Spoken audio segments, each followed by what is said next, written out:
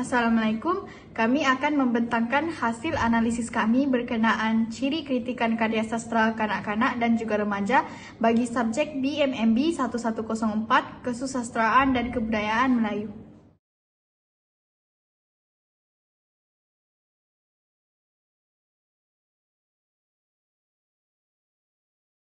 Kritikan sastra yang pertama ialah kritikan sanjungan. Apa itu kritikan sanjungan? Kritikan sanjungan membawa maksud penyataan rasa kagum atau senang terhadap orang lain. Oleh sebab itu, kritikan sanjungan bermaksud memuji karya dan pengarangnya yang menyerlahkan pemikiran bernas di samping menampilkan elemen dalaman karya yang baik dan menarik. Seterusnya, kritikan teguran. Teguran membawa maksud mengkritik dan memberi peringatan secara ikhlas. Pengkritik melaksanakan kajiannya dengan lebih berimbang dengan menyatakan keistimewaan dan menunjukkan kekurangan sesebuah teks berkenaan. Kritikan yang ketiga ialah kritikan saranan, iaitu kritikan yang menganjurkan sesuatu untuk memperbaiki kekurangan serta memantapkan unsur-unsur yang membina dalam karya. Kritikan saranan ini juga bersifat memberi alternatif untuk membaiki kekurangan. Ciri kritikan yang keempat ialah kritikan pendekatan. Kritikan pendekatan ini pula merupakan suatu proses atau cara mendekati sesuatu. Ia merupakan usaha yang dirangka dalam aktiviti pengkajian ataupun kaedah untuk mencapai pengertian tentang masalah penelitian.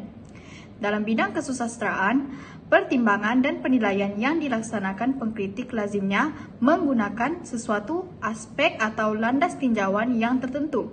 Landas atau dasar tinjauan itu mungkin merupakan ilmu atau teori tertentu pula. Kritikan yang kelima ialah kritikan penilaian. Kritikan penilaian bermakna melakukan sesuatu pemberian nilai tertentu kepada suatu teks sastra yang bersangkut paut tentang mutu. Antara tugas penting yang harus dilakukan oleh pengkritik yang menerapkan kritikan penilaian adalah menentukan suatu teks karya sastra itu bermutu atau tidak, mempunyai kekuatan atau keistimewaan atau sebaliknya. Kritikan yang terakhir adalah kritikan penganalisisan. Kritikan penganalisisan bermaksud menyelidik sesuatu karya untuk mengetahui keadaan yang sebenarnya, termasuklah menentukan kedudukan, prestasi, dan pencapaian.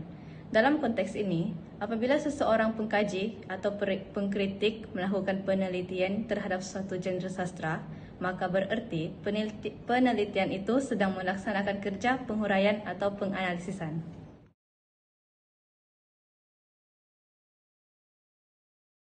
Karya sastra kanak-kanak yang kami pilih adalah Pak Pandir Dapat Anak.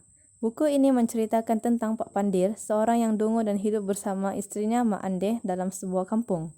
Cerita ini mengisahkan kejadian yang menimpa anak mereka yang baru saja lahir meninggal disebabkan kebendulan Pak Pandir. Kritikan sanjungan berdasarkan karya sastra kanak-kanak yang bertajuk Pak Pandir Dapat Anak ini, kami mendapati bahawa penulis merakamkan nilai kerajinan watak. Sebagai contoh, Pak Pandir rajin membantu istrinya menjaga anak mereka, walaupun dia tidak tahu cara menjaga anak. Kritikan seterusnya dari aspek kritikan teguran, di mana penulis merakamkan kebodohan Pak Pandir yang tidak terfikir di akal. Sebagai contoh, Pak Pandir memasukkan anaknya ke dalam sebuah kawah berisi air panas, menggelegak tanpa berfikir panjang, dan berfikir anaknya seronok mandi di kawah tersebut. Hakikatnya, anaknya sedang menangis dan kulitnya menggelupas.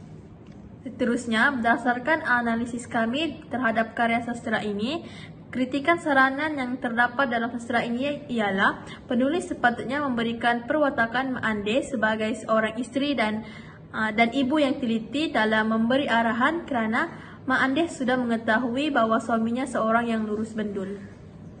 Seterusnya ialah kritikan pendekatan. Kritikan pendekatan yang kami pilih ialah melalui watak dan perwatakan. Sebagai contoh, Pak Pandir seorang yang dungu. Contoh peristiwa ialah Pak Pandir menangkap dan menghuman rusa yang dijumpainya di hutan sebagai umpan untuk menangkap ikan. Sedangkan Mak Andeh menyuruh Pak Pandir menggunakan belalang rusa sebagai umpan.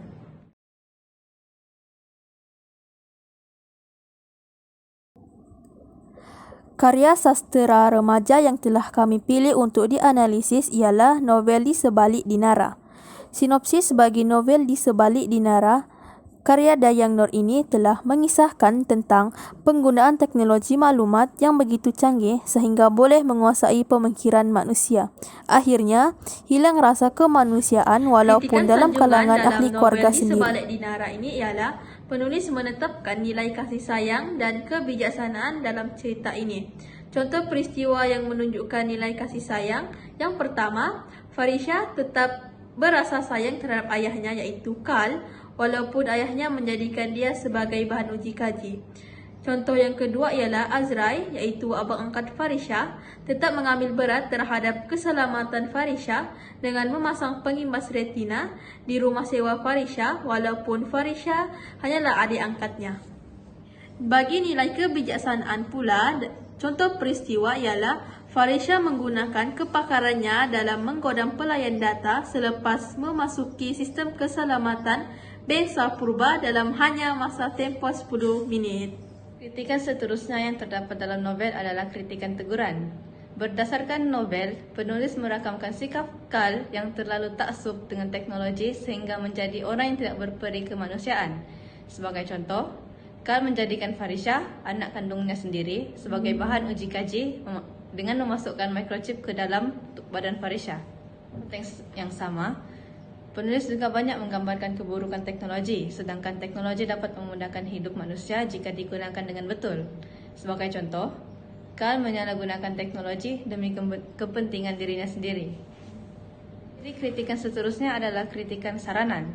Dalam novel ini, penulis memasukkan pelbagai watak dengan pelbagai perwatakan berbeza sehingga mengelirukan pembaca.